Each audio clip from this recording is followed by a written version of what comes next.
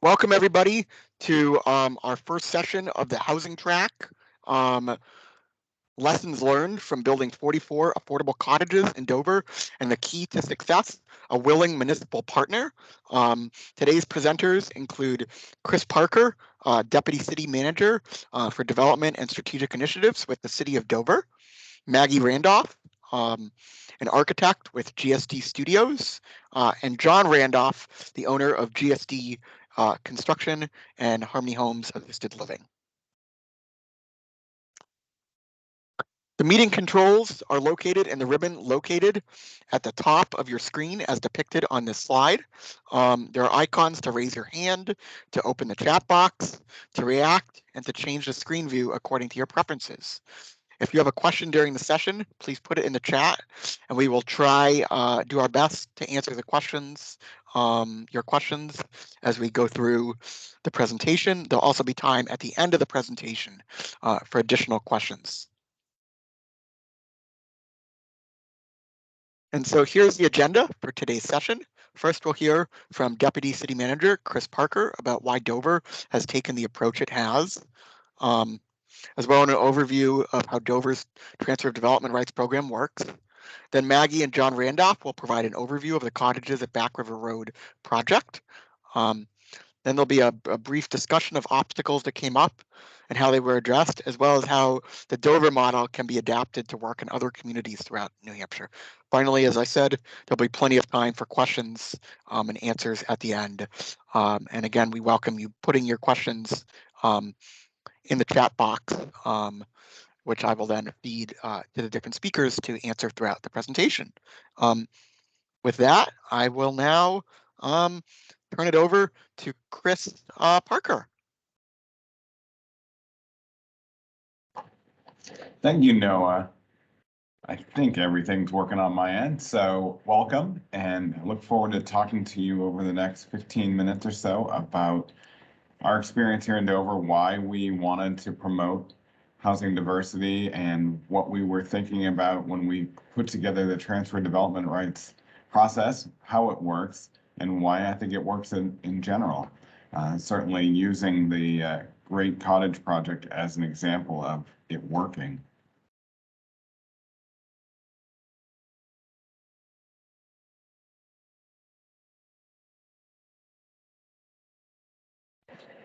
Sorry about that. So a little background. We really dove into these numbers a few years ago, so some of this is still relevant, but a little out of date. And I think what we're trying to explore here is when people talk about housing availability, there is a few different metrics that we want to hone in on. Some of it is rental and some of it is for sale. Here you see how many structures were built in the community, and we're celebrating our 400th year as a community this year. So the prior to 1939 is about 300 years worth of information. But what we found were that at that particular snapshot, there were 69 two-bedroom units on the market, but 7 were actually available. And when I say they were actually available, when you called the leasing office, we found that while people and companies put things for rent on Craigslist or on rentals.com or any of the other services out there, the reality was those units were not actually available and that they were building wait lists. We have less than a 1% vacancy rate here in the city, and most of the newer construction, the property managers tell us that they have a 50 to 100 person wait list to try to get in if they were to have availability. And obviously, as the leasing agent, they don't want to have availability. They want to build a wait list, but they don't want to have vacancies. So of those 7, only 1 was under $1,350. The average rental price was $1,600. Again, these are for 2-bedroom units. And at the time, we looked in the HUD fair market rate was $1,315 a month per unit. On the single-family home side, at the time, 77 were listed for sale. 23 were actually available. Only 7 were below $350,000. I read an article today that $500,000 is now closer to the median sale price in this state. which is just a staggering note. So I want to talk a little bit about what drives cost. I like to say that there are 5 L's that drive the cost of a unit. The first one is land. You can't do anything without land, and right now, the average acre of land in Dover is about $100,000. And it actually, I say acre, but the reality is it depends on the buildable unit, because we have down to quarter acre zoning for the most part of our quote unquote suburban areas. So in those areas, that same 12,000 square foot lot will, if it's vacant, will go for about 100,000. So you're starting with a land cost that needs to be accounted for. Next is lumber, and this includes any component from a building material standpoint. This could be nails, it could be gypsum, it could be any of those materials, including obviously timber framing and the lumber.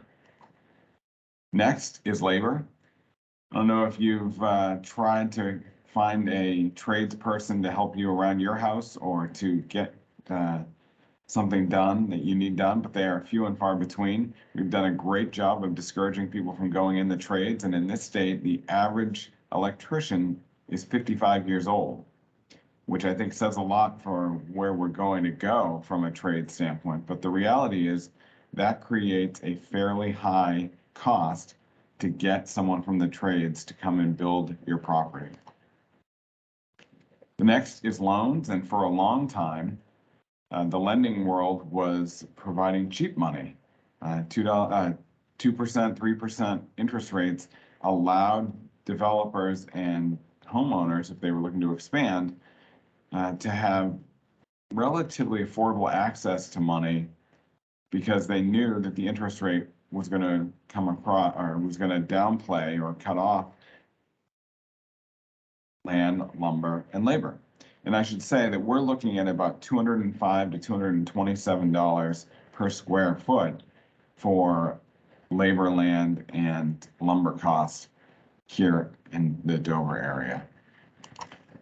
The final L is legislation. And we look at this and we say, that is really the only part that the city, the community as a whole, can influence. We're not going to be lending large sums of money to people to build houses. We're not going to be building them ourselves. So how can we provide relief? Well, it's through the opportunity with legislation.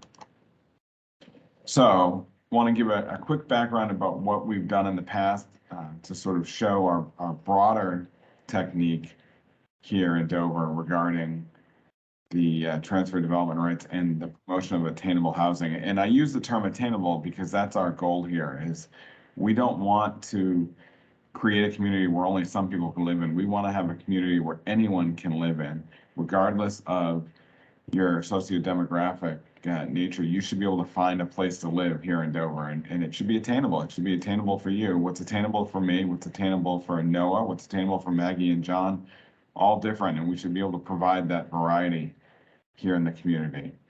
So we allow over half of our property, half of our residentially zoned land allows multifamily residential. We allow manufactured housing in most zoning districts.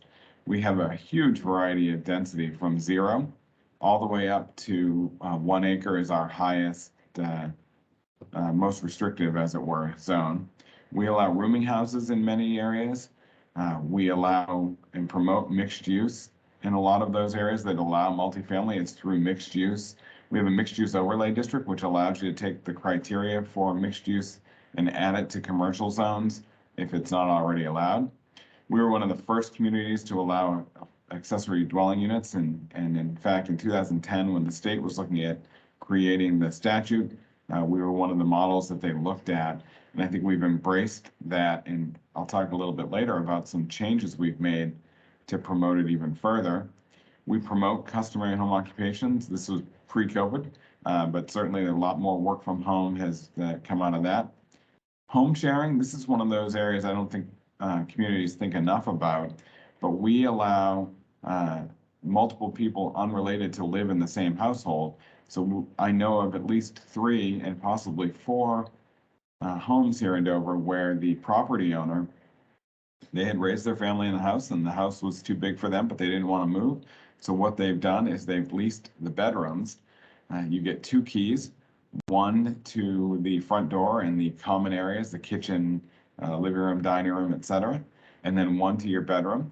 And that is your private space, and that allows the property owner to stay in the house and derive some income, but it also allows folks that just need smaller space. Maybe they would otherwise be in a studio apartment or something similar. So we look at the co-housing opportunity there for that. We promote infill development. We definitely want to, from an environmental and a community building standpoint, promote infill development and adaptive rehab and reuse of properties here in the community. Some density changes. As I said, we don't have any density limit downtown. If you can fit it, and I don't say that facetiously, you certainly still have to go through a site plan review process. You certainly still have to go through a context sensitivity analysis to make sure you can actually fit the units, park them, stormwater management, etc. But that's downtown. We've had that in place for about 13 years now. The Gateway District, which are those areas coming into downtown, are now 2,000 to 4,000 square feet per unit. The 2 is if you're going to do attainable units. So we give a density bonus for doing more attainable housing on the lot. This is a big one under the transfer development rights, and this is the program that the Randolphs used. If you are going to provide HUD rental rates for your units that you're creating, then we have no density. Again, it still has to pass the straight face test, and it still has to go through a site plan review process, but we do not have a cap if you are going to provide attainable housing. Do allow that if you are in an industrial zone and you're creating a structure over 40,000 square feet, for every 2,000 square feet over 40, you get a free unit that you can then transfer to any other part of the city. You can build it on site where it otherwise wouldn't be allowed if you want to try to link employment and employees, but you can then sell that unit on the open market as well. A couple other items here. I want to keep the flow going though. So some of our more recent changes, as I said, along the accessory dwelling units, we now allow more than 1 accessory dwelling unit. I think we're the only community in the state that does that. Anyone above the initial one required under the statute has to be the HUD rental rate. But again, that is an opportunity people have to have more than 1 accessory dwelling unit. We allow the conversion of any single family home to become a 2-family. It needs to remain looking like a single family, so 1 front door on the street side, and then maybe 1 on the side or the back. 1 driveway has to be in place. You can't have multiple driveways, but in pretty much every zoning district in the city, we allow conversion of single to 2-family. At the same time, we also allow 2-family in most single-family zones. We really only have 1 single-family zone left. The rest are 2-family or more. And then finally, there are criteria we have in certain districts for the zoning board to review to grant 3 to 4 family units where otherwise a single or duplex is allowed by right. We made an amendment that allows that if you're going to do the rent restricted HUD market rate rent for those additional units, the criteria the zoning board reviews are mitigated greatly. We kept some of the screening and parking requirements, but we removed setback and other requirements that otherwise would be required because we want to promote that affordable housing. So the Transfer Development Rights Program. We've had the Transfer Development Rights Program here in Dover for about 30 years in one iteration or another. We have both an industrial and a residential. In the residential, it was a pretty standard transfer development rights. And the concept of transfer development rights is that you take the rights from one piece of property to be developed, and you take the density that could go on that property and you transfer it to another property in a receiving district. Our initial layout was, if you are familiar with Dover, or go look at a map later, the Spalding Turnpike essentially bisects the community. And the original transfer development rights said the more rural western side of the Spalding has the development rights to transfer to the easterly side of the Spalding, which is much more of the built-up neighborhood. So we had that in place, and then we ended up changing it to allow for the purchase of units. And what we recognized and did an analysis on was that existing home sales in the city averaged about $250,000 to $325,000 for those units versus $475,000 to $525,000, which was the construction cost of a newer home. In looking at it, we found that those existing homes were closer to 1,400 square feet in size. So we came up with a program that said, if you are going to restrict the unit to 1,400 square feet, then you would be able to purchase the development right. And we had a cost and a formula for that, and went through a process by creating that initial program. We then added to it by saying we'll cut that cost per unit, which was $9,000 per unit. We're going to cut that cost down to $6,000 if you will keep the unit to 1,000 square feet or less. And then finally, we added the third layer, which is 600 square foot unit maximum, which has the HUD rental rate formula added to it as well. Those are free. And again, I mentioned earlier, the intent is to, we're going to provide attainable housing. We want to maximize the cost benefit analysis from the developer side of things. So we created a formula that gives you your baseline. And then if you want to go above that baseline, you move forward through asking the planning board for those additional units. So here's the formula. It's the square footage of the parent lot minus any environmental constraints. That gives you your base number. Your base number is then multiplied by 0.85, which gives you your net space. And then the net is multiplied by 0.85, and that gives you your developable area. And that is a combination of two things. The first looks at the environmental constraints and how much environmental impact there might be, how much steep slope, how much wetlands, how much riparian area. And then the other 0.85, and it's actually the fixed 0.85, is to count roadway or other infrastructure that would be put in when the lot is developed.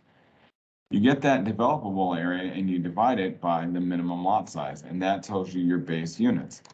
So here's what that looks like using one of the first properties that did it, 99 6th Street. So it was a 90,000 square foot lot to begin with.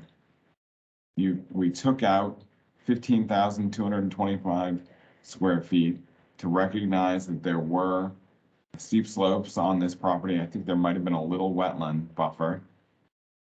So that left 75,000 square feet. That 75,000 square feet was multiplied by 0.85 to account for roadway and other infrastructure to leave 63,000 square feet. That 63,000 square feet was multiplied by 0.85 to come up with 54,000. So the developer had a 54,000 square foot lot that could be divided by 12,000, which is the minimum lot size in that zone. And they had 4.5 units. Now, initially, we had this whole rounding theory and how that worked. We've since done away with that, and the whole number is the whole number. But here you had 4.5 units, and then they petitioned to ask for more units. And I believe in this project, they had a total of 8 units. So they purchased the additional units. So how does it work? And we'll see an example of what it looks like in practice, but just the process flow here, how does it work? The base formula is created. You get the idea of how many units you could have. You still go through technical review. You still go through the planning board. The planning board will review the concept and agree that they want to sell you the units. Then you go and develop the full plan. And then you go through the development review process we're all familiar with. So the reality of it is there is still the plan review. There's still the opportunity for abutter concerns and comments. There is still the ability to problem solve those concerns and comments. And certainly that comes up regardless of an affordable housing project or not. There's certainly going to be traffic concerns. There's certainly going to be stormwater management concerns. There's still certainly going to be open space concerns. One of the things we look at here is how we can engage the abutters in multiple touch points. So the abutters are notified when it goes to technical review. The abutters are notified when the concept conversation is being had with the planning board about how many units. And then the abutters are again notified when the final plan is up for review by the planning board. So I've heard in the past people think that there's a concern that abutter concerns are not recognized. And I think we do a good opportunity to provide multiple touch points. So the 54 Back River Road, it's the lot that's highlighted here. It was a former sort of construction pit, gravel pit. It was an old school lot, to say the least. It is just outside of the urban core here in Dover. It is about a mile from City Hall. Here's a plan view. Adjacent to it, what is a traditional subdivision that when we initially were reviewing that, we said to the person, the developer reviewing that, you should look at the lot next door because eventually that's going to get developed. So maybe enter into an agreement with that property owner. They said, nope, we're not interested. Then they came back and said, oh, wait, we are interested. And they proposed a 9-lot subdivision. And there were multiple issues with the process, or the process brought to light multiple issues with this project, and the developer ended up walking away. And luckily for the city and the community, the Randolphs came forward with this plan. And I'm going to go back and forth for a second, but you'll see in this case, the transfer development rights program was used to go from 9 to 44. So 35 additional units on this site. And I believe the site is about 7 acres. I think that Maggie and John will probably address this a little bit more, but you need the full 7 acres when you talk about stormwater management. You can see there's a trail system here as well, and the infrastructure that's needed in general. But this is an example where we looked at it and said, this is a great opportunity to add to our community, add variety of housing, really try to not just say we want to have attainable housing, we want to have affordable housing, but to actually get it done. So I think we are now transitioning over to the Randolphs.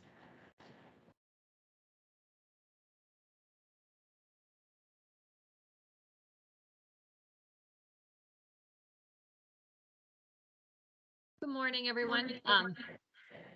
Thanks for having us today. And it's always interesting to hear again all the math behind all the genius that the zoning department's always put together. So based on everything that you've kind of heard already, again, John and I will kind of jump in together as we kind of discuss our project. But we'd like to present to you how we utilized the TDR program in Dover to create the cottages at Back River Road.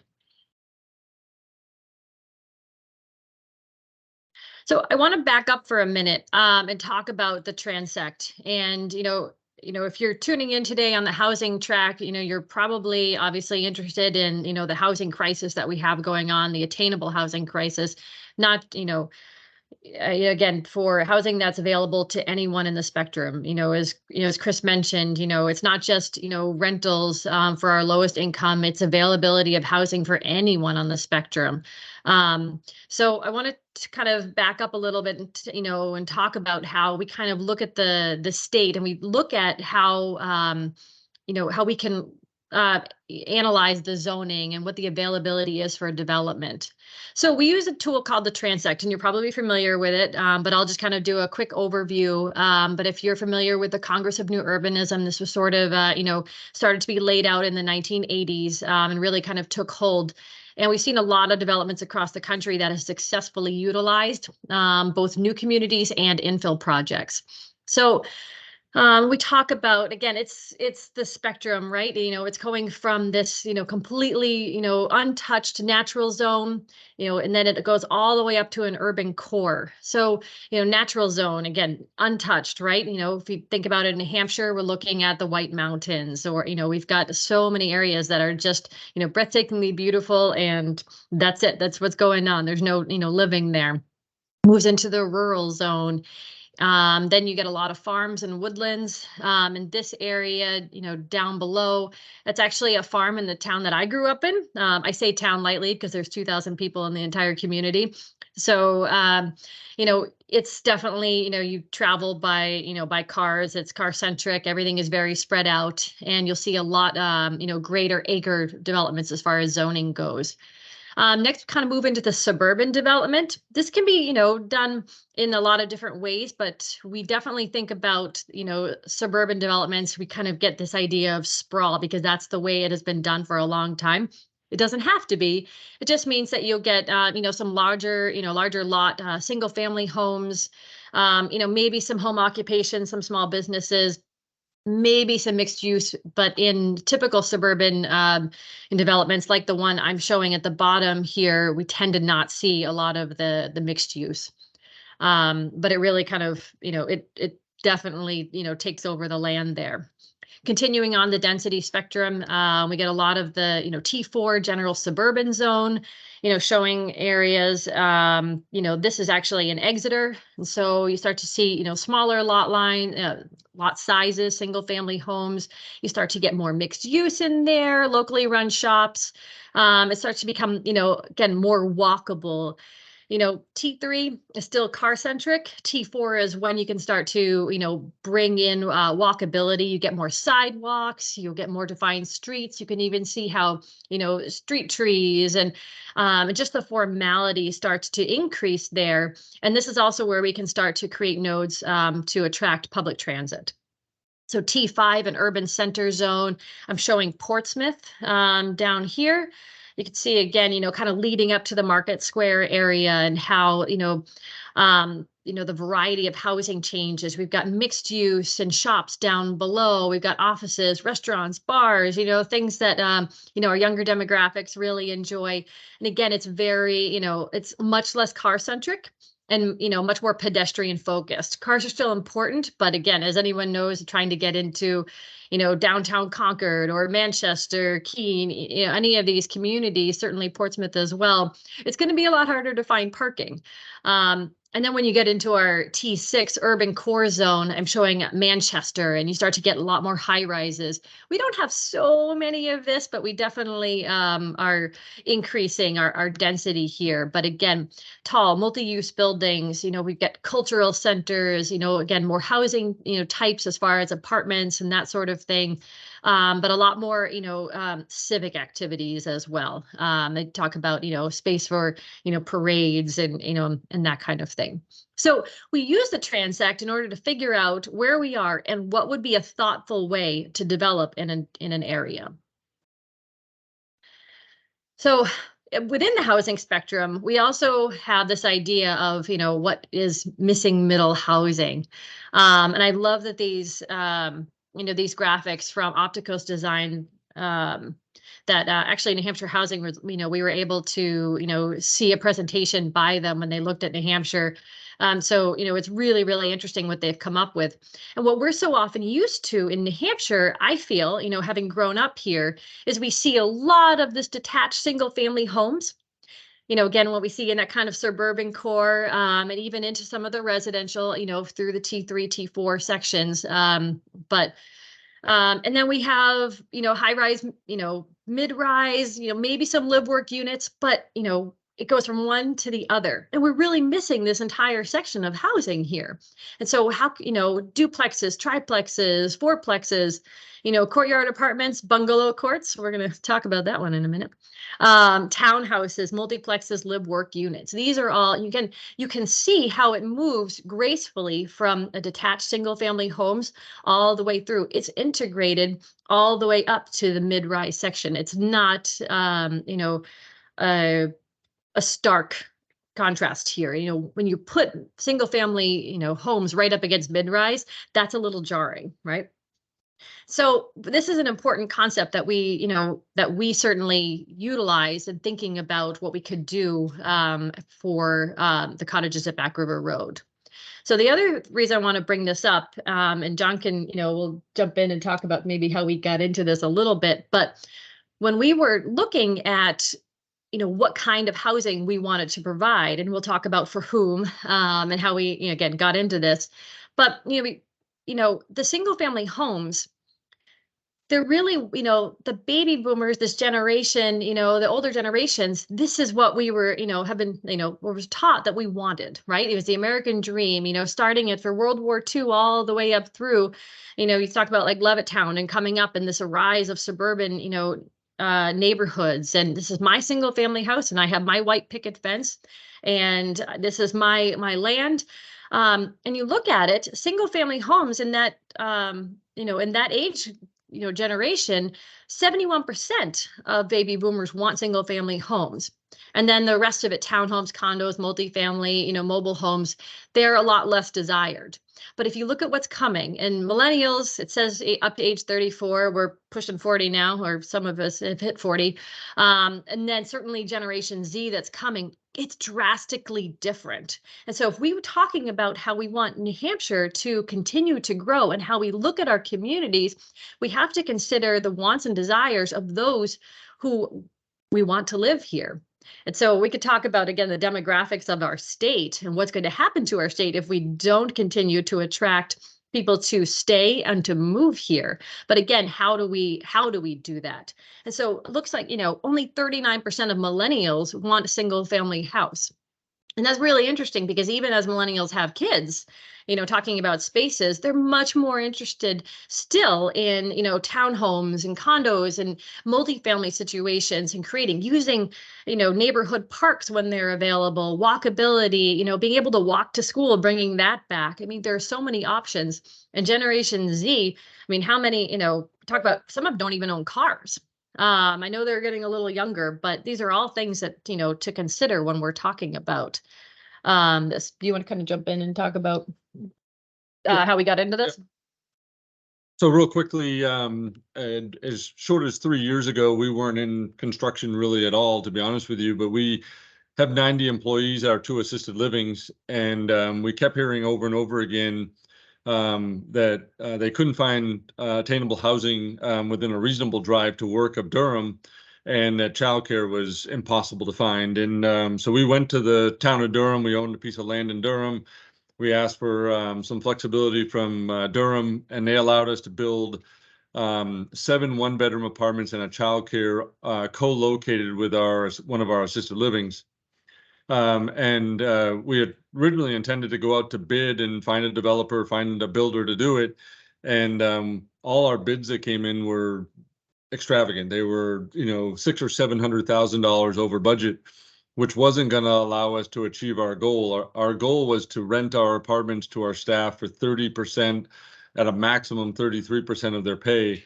And we weren't going to be able to achieve that goal. And that's when we decided to buy an excavator and hire a 4-person crew and build the building ourselves.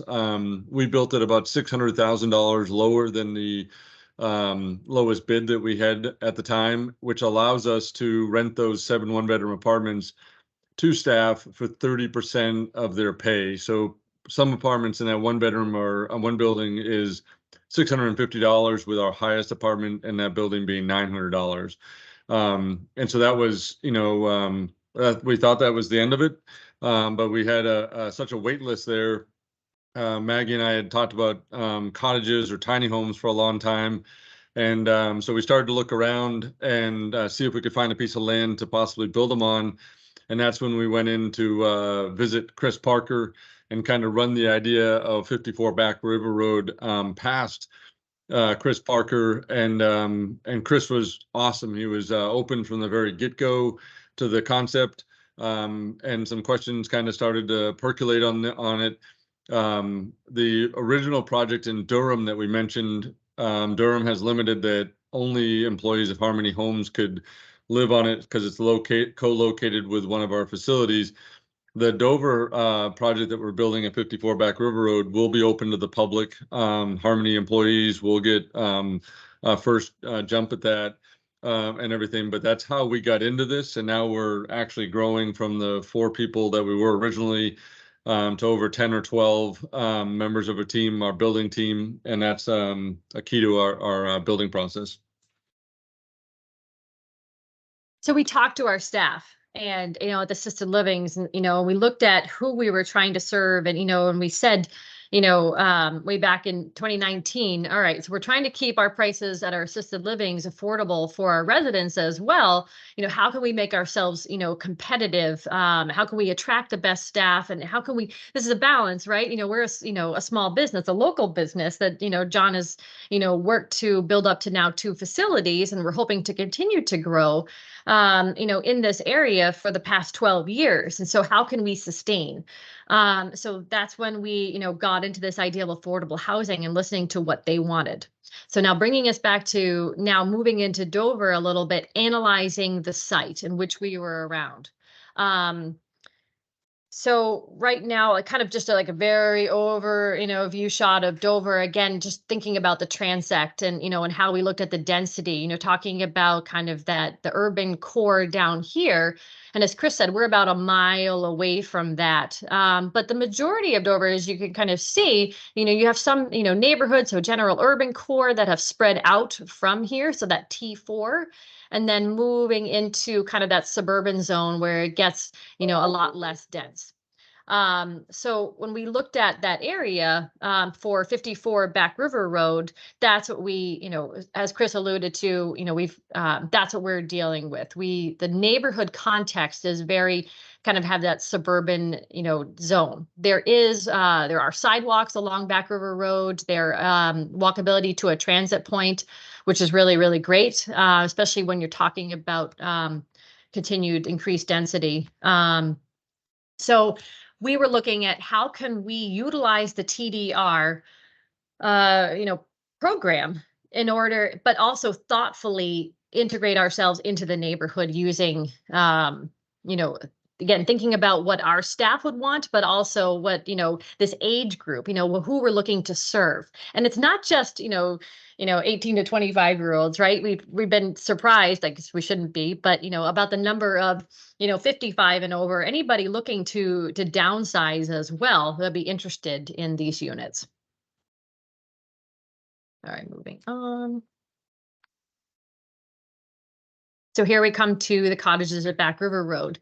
So utilizing the, again, the TDR program, we proposed 44 tiny home units.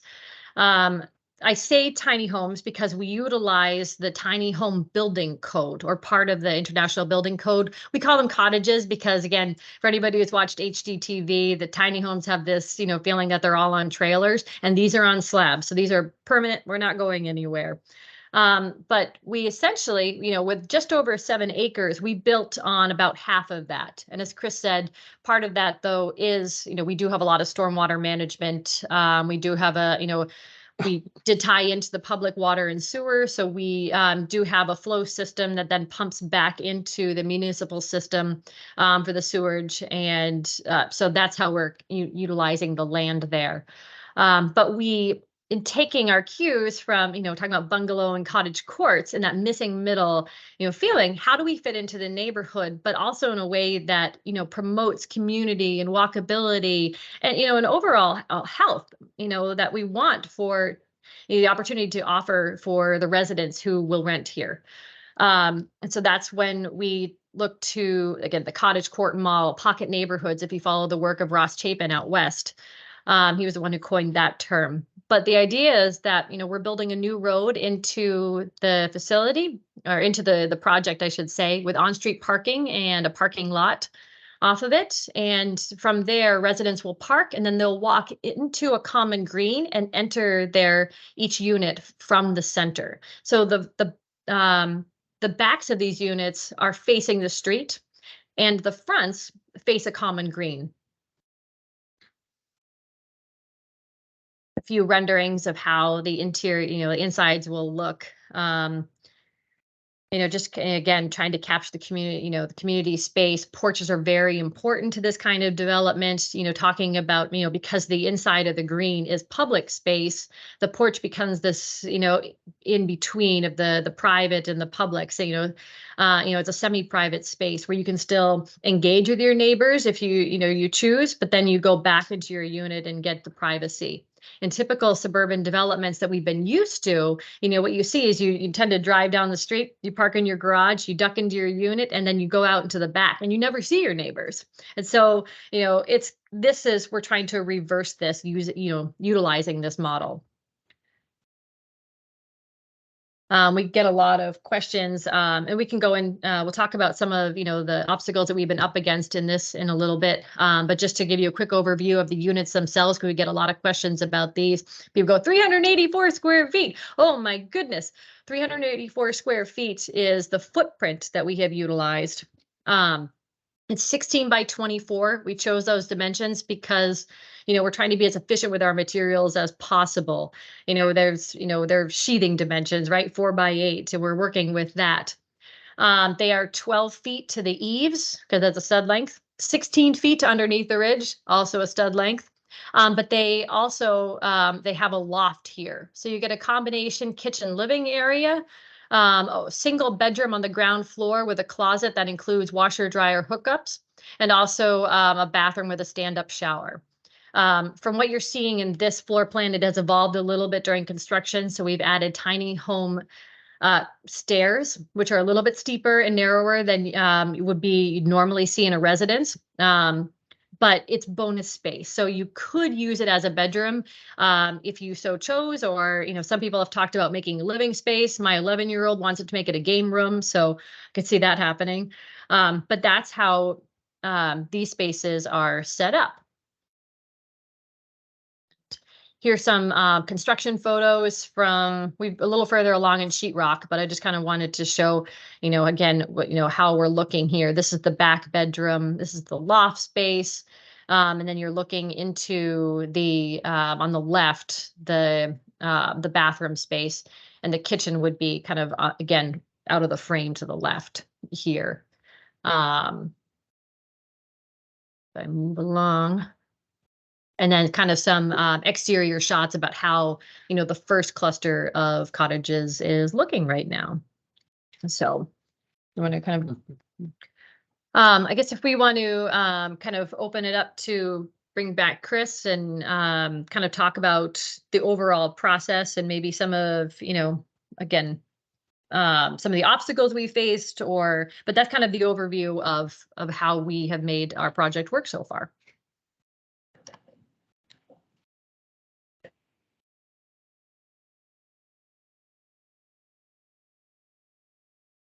If I can jump in also and add, some of the obstacles, some of the things that we talked about. We went to numerous municipalities and have been talking about affordable housing. And I think that it honestly starts and ends for us there. If we talk to a municipality and they're very open to the concept, the conversation continues. If the municipality says, well, we want 2 acres per unit, we know that affordable housing or attainable housing is not what they're focused on, and we kind of know not to fight them. We've got a number of municipalities that, after they've seen the Dover project start, are very interested in, what it could be in their neighborhood and in their area. But when we actually get to talking about, land and the actual land within a municipality, that's when the conversation kind of shifts to, well, we might not have the land. If the land's not available, then obviously the project kind of dies right there. One of our goals with the Dover project is that, and we're starting to see this, is it's actually got, we've been in several national publications. We're getting phone calls from across the region, across the state, certainly visitors from all over the area. Maggie just briefed Amherst, Massachusetts about the concept.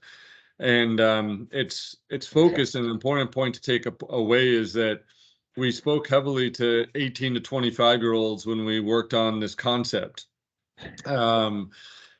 And so we got their input and what they want. They want low maintenance. They don't need a ton of space. Many of them are moving from living at home with their parents and everything else, and or college environment, and are just looking for a reasonably priced place to live, and they want a sense of community where they are. One of the questions that just came up was, do we have a waiting list yet? And I know Maggie's probably putting a typing answer out there, but without advertising at all, we have 80 people on the list for the 44 units, as well as 3 organizations that have said they'll fill any empty units. So the need is overwhelming. Maggie and I hear stories on a daily basis, emails and stories of, a grandmother hosting her children and great grandchildren and children on sofas, and they don't have room and they don't have places to grow or anything else. It's pretty staggering what's going on in the state, in the area, and we even see it within our employees. And we work hard with our employees to let us know if they're in a situation, for example, that they don't feel comfortable to leave a relationship that's not going well because they can't find housing to move to. That's a lot of what's going on out there. So just a snapshot of that. Yep. You know, Oh yeah, please, Chris. Yeah, I was going to say, so I think some of the lessons learned, some of the things to keep in mind. Everyone loves progress, but no one loves change. And I think this was one of those situations where you have to focus on the long game. You have to focus on the progress. And one of the things I was very lucky here in Dover with was we had planning board members, we had city councilors, we had other policymakers that want to be a welcoming community and want to have the opportunity for people of diversity, whether it's age or otherwise, to be able to live here. And so coming forward with the idea of density is change, and having a situation where we say you could have gotten 9, but you're going to get 44 units instead, that can be scary to some people. But I think the process we used, having the abutter interactions that John and Maggie did, having the conversations at the planning board level of, yeah, this might not be what you're totally used to, but here's what we're going to do. And one of the biggest ones for us, I think, was having a situation with the fire chief at the time, who looked at it and there were some issues. I think you were going to lose maybe 6 or 7 units because they were beyond the accessible pathway requirements for the life safety code. And the fire chief said, well, if we look at it and read it this way, and you make the following small change, would that work? And it was a team effort. And that's one of the things that I think really makes this project successful. And it hasn't even opened, but successful in my mind is it brought all of the team together here with the common mission of, we all want a community where people can live in and people can thrive in. And it's a community building effort in my mind that we're able to bring a variety of stakeholders to the table, explain the mission, explain the vision, and people buy into it. I think one of the things we've done here in Dover that helps promote it is we've made it personal. And I don't mean that in the sense of where politics is today, where everything's personal and it's an attack, but in the sense of, I always say this, I have a 24-year-old at home. I do not want him to live in my basement any longer than he has to. So he needs a place to go. And when I charge him $600 a month in rent. So when you look at what the average $600 rent in Dover would get you, it's living as one of 5 people in a unit. It's just not feasible. What we looked at here was, this is a great opportunity to try something different. As the Randolphs explained, we love the idea of the common, where all the units sort of face the common and you have some outdoor space, you have some inside space.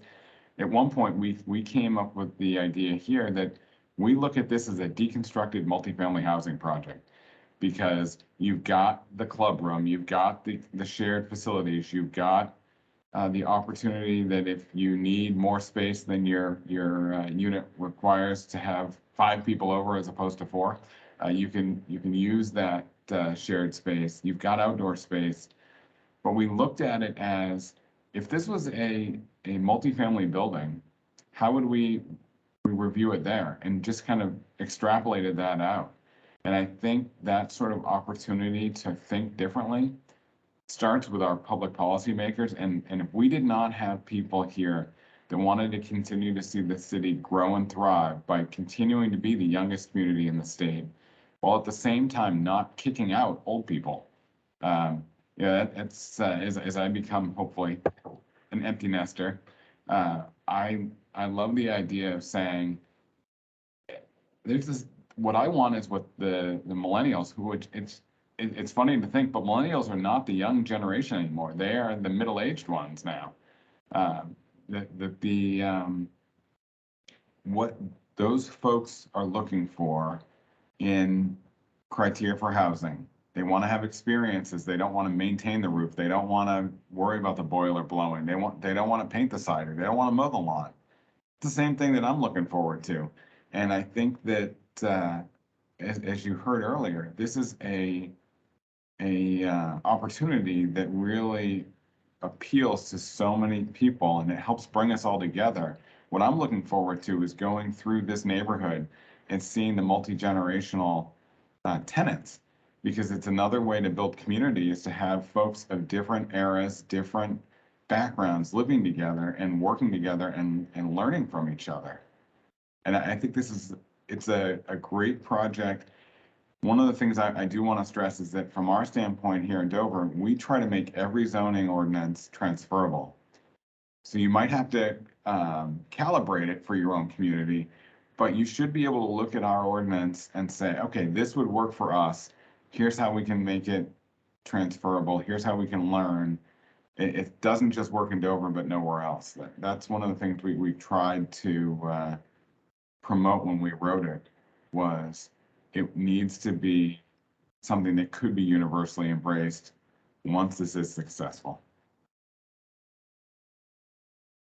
If I can add to what Chris was just saying, another part that was very important in this process is the education of the community. And Maggie and I started walking literally from house to house in the neighborhood, introducing ourselves, having driveway conversations with our abutters, because there's a misnomer on who was going to move there.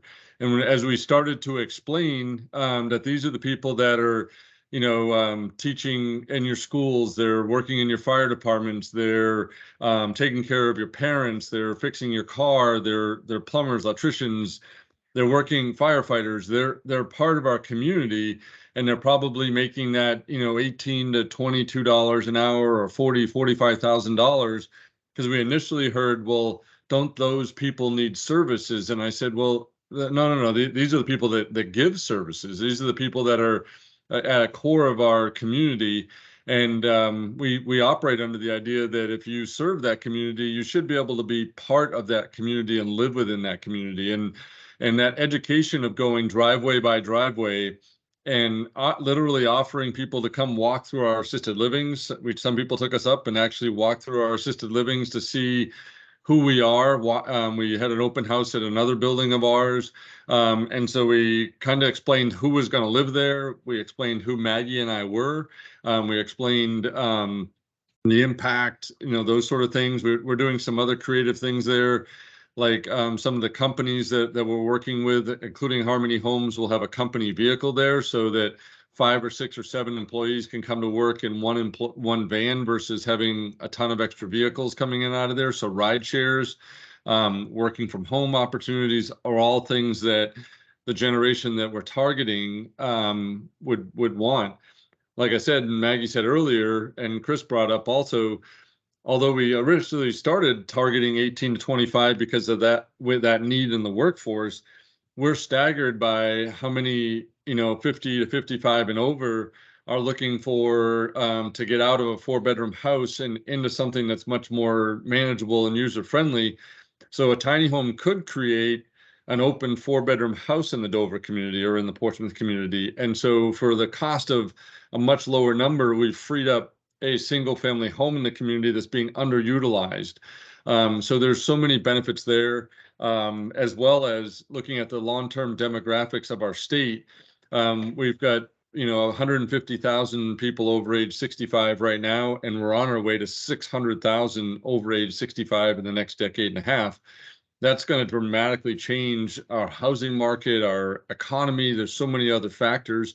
And to be honest with you, the last thing on this I'll say is, as a business owner, if I'm tied to New Hampshire and assisted living, I'm staying in New Hampshire, I'm not moving. However, if I was a national business or an international business and I was struggling to get staffing in New Hampshire, I would start to consider whether or not leaving the state was viable or not. And the last thing we'd want to do is watch some of our larger international or national companies leave New Hampshire and take their tax payments with them out of the state and leave that behind on the homeowners in the area.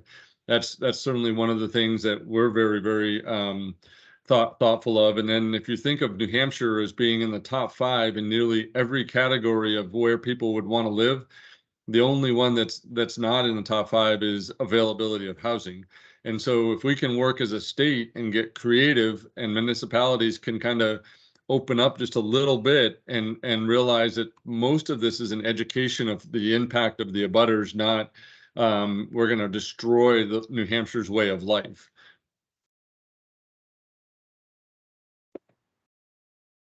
We have time. I think it'd be great to take some questions, Noah.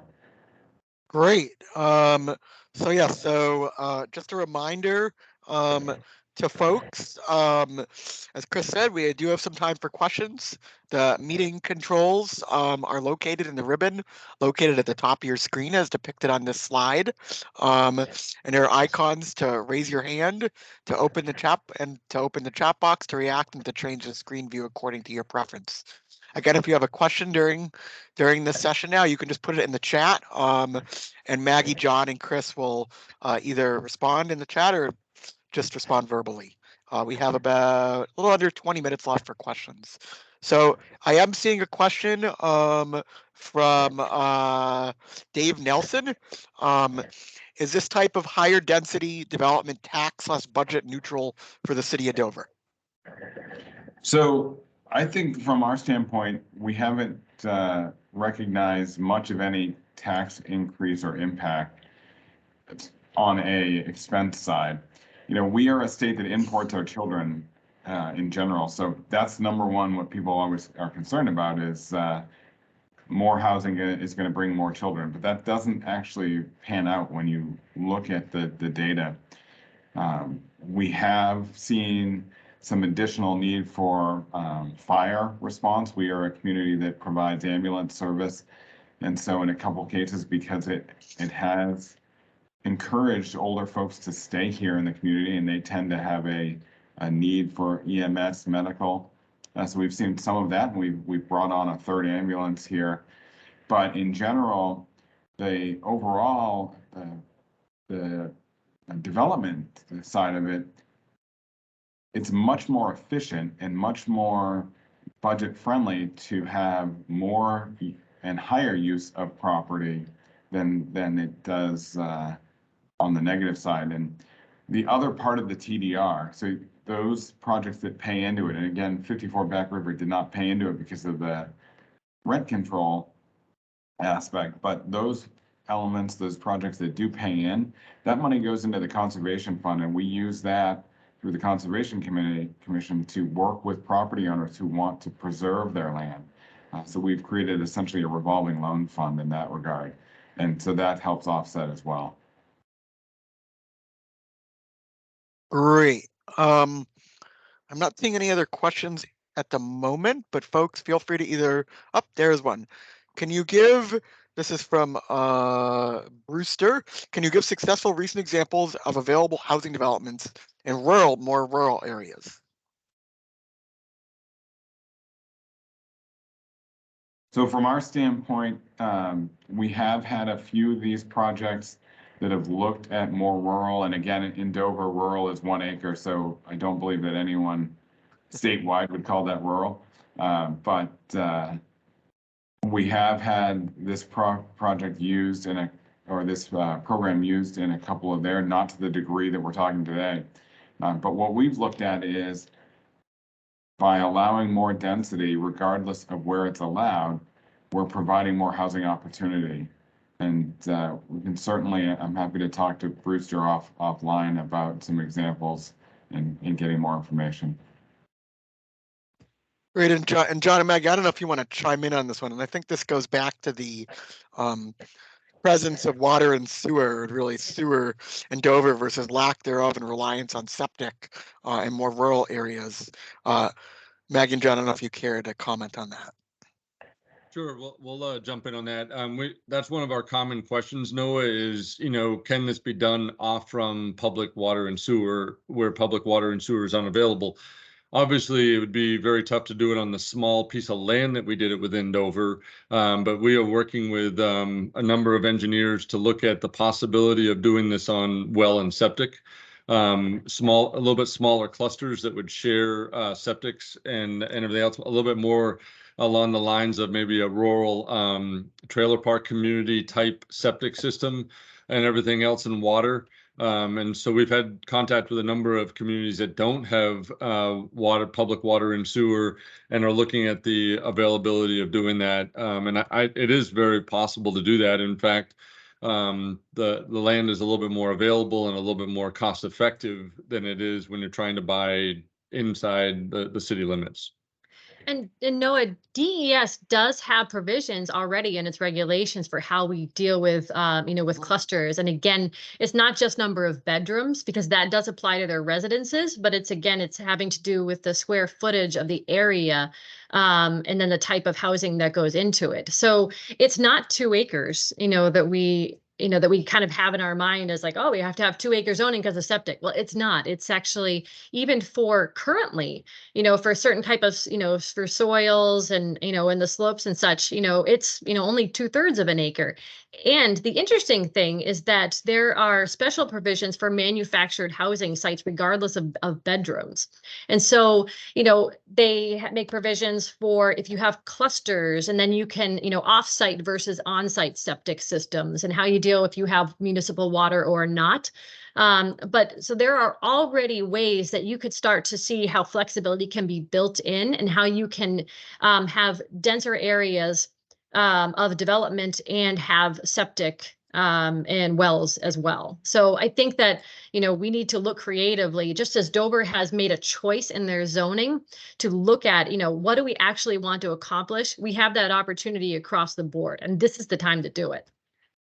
Great, and I might just add there that DES also has a list of approved innovative treatment technologies as well, including prepackaged treatment plants. They're basically kind of like little wastewater treatment plants, and are always kind of looking at kind of approving other newer innovative treatment technologies as well.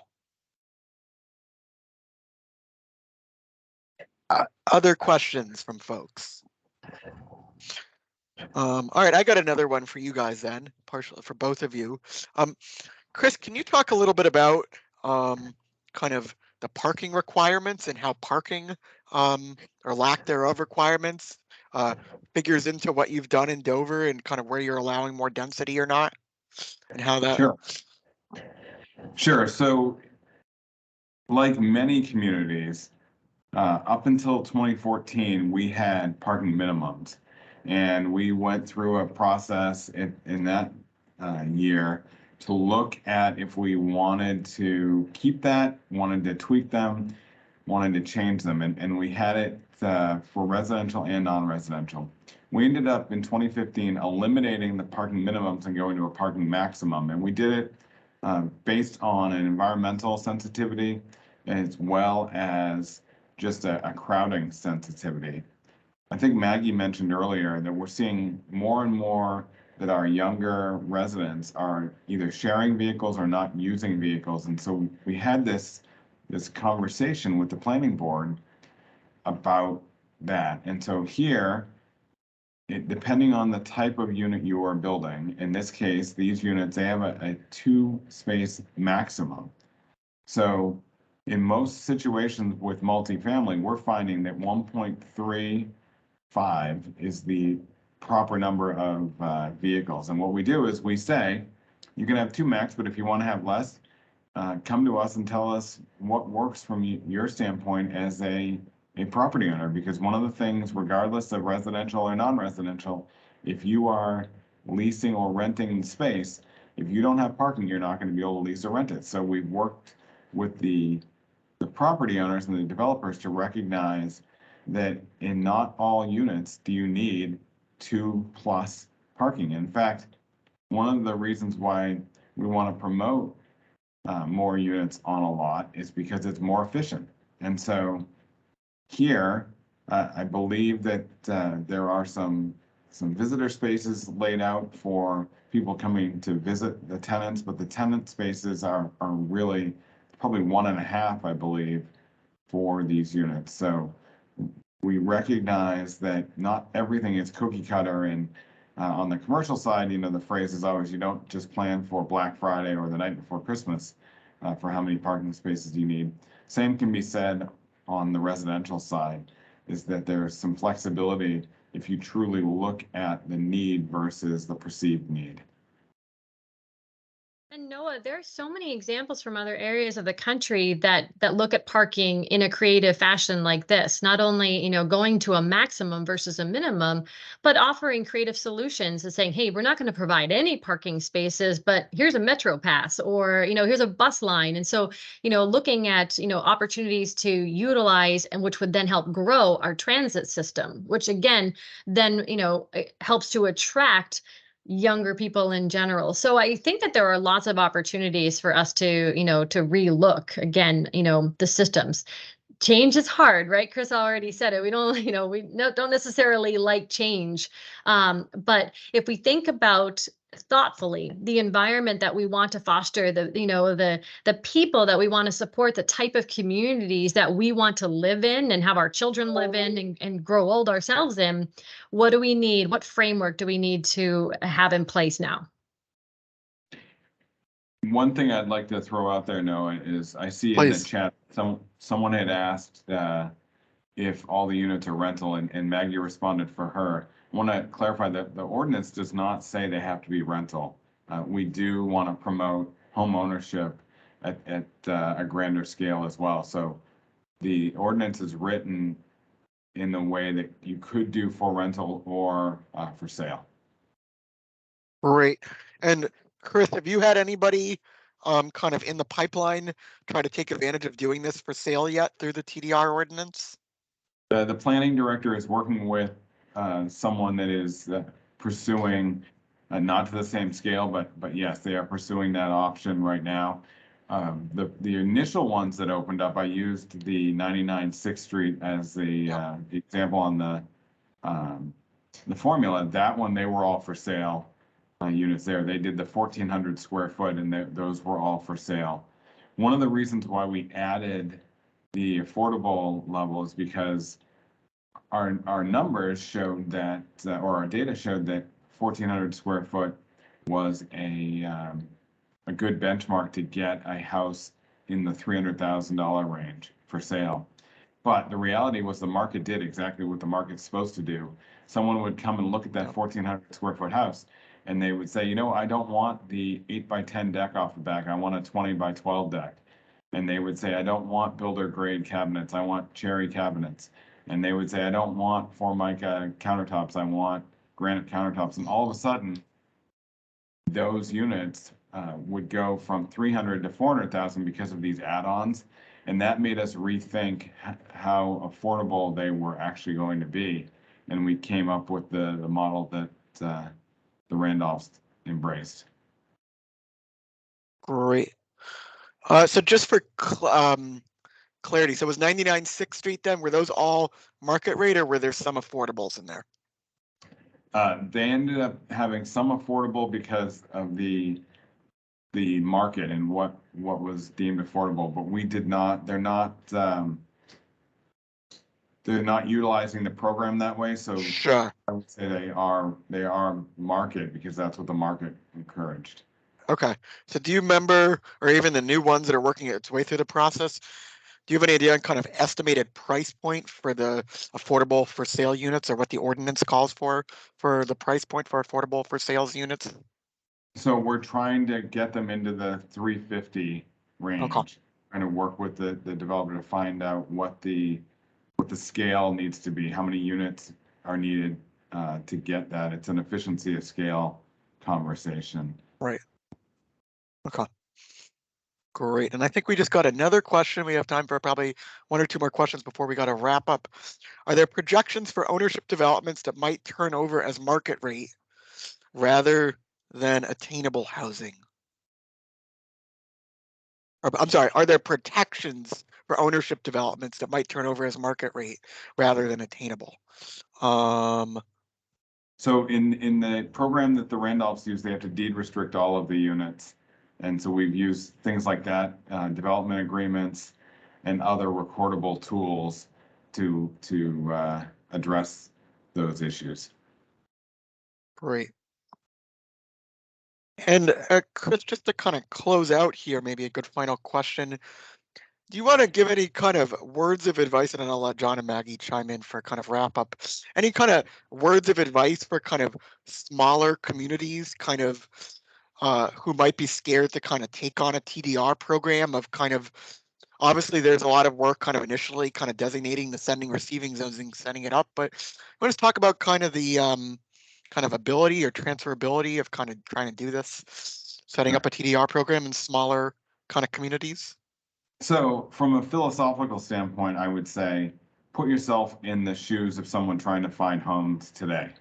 And, or as I said in my case, trying to provide a place that my son could still live here in this community. And think about the affordability indexes and think about how we want to continue to attract new residents to our community and not become stagnant and not see situations where there's no population growth or no demographic growth. We want as communities to be vibrant and stay alive. And so from the philosophical standpoint, that's the background I would encourage you to think through. From a process and programmatic standpoint, I think there are plenty of folks, the staff here in Dover included, who are willing to help you work through these. I am confident that if you reached out through a variety of listserv resources, through Noah and his team, you'd find people that would take the time and come to you and say, yep, here's how we set up the tracking, here's how we've set up the process, walk you through it and help you learn from it. That's part of the community building that I think we should be embracing here in the state. We're wanting to be successful and not leave others behind. And so don't look at something and say it's scary and new and I can't do it. Look at something and say, someone's already done this. How can I reach out to them and ask for help and get that guidance that's needed? There are plenty of resources in that regard. And I think to Noah's point, the startup, the ramp up might be cumbersome, but once it gets going, it's pretty turnkey in that regard. It's replication, it's a template, or at least that's how we've tried to set it up here. Awesome. Well, thank you so much, Chris. John and Maggie, I'll give it to you to kind of do a wrap up before I kind of get to the very end of the presentation. I think that we just kind of want to, again, what means so much to us as an affordable housing, builder, developer, again, is, working with the municipality. It's not an easy process. I'll tell you that. It's, we work every day to, keep things as efficient and streamlined. And, Chris mentioned the 5 L's earlier, and we've certainly, seen lumber go up and labor go up, and, it's not always an easy thing to do. So, working with a municipality, not fighting, has made every difference in the world. I can't even begin to, to expound upon that enough. We did face a lot of, have obstacles, but, it's been amazing to not have to fight, zoning in that way. And the other question is, again, about who we're targeting and such. We talk about, where our state is going and who we want to be here. These are meant to serve, again, people that are making $45,000 a year. And so that isn't insignificant money. It's just, it's just the way of the world at this point. And so as communities, we have to decide again, who we want to support. Do we want to stagnate? Do we want to grow? Do we want to maintain? Dover made a choice, and we're so proud to be a part of that. Anything else you want to? No, I think that, it's great having Chris on with us today and everything else, because we give him and the city of Dover all the credit for being open to, creativity. Great. Well, I'm going to thank Chris, Maggie, and John so much for this great presentation and session today. If you didn't get to your question, feel free to follow up. I hope that's okay with any of our speakers individually at the email addresses listed on the slide. I also put a link to the evaluation form in the chat. And so we ask that you please fill that out. You can either do it at the end of this session, or end of each session, or at the end of the conference. And again, as I said at the outset, all the slides and recordings will be on the OPD conference page, which again, I'll put back in the chat here as a reminder. We will begin our next session at 10:30. So thank you again. We'll see you back here in about 15 minutes.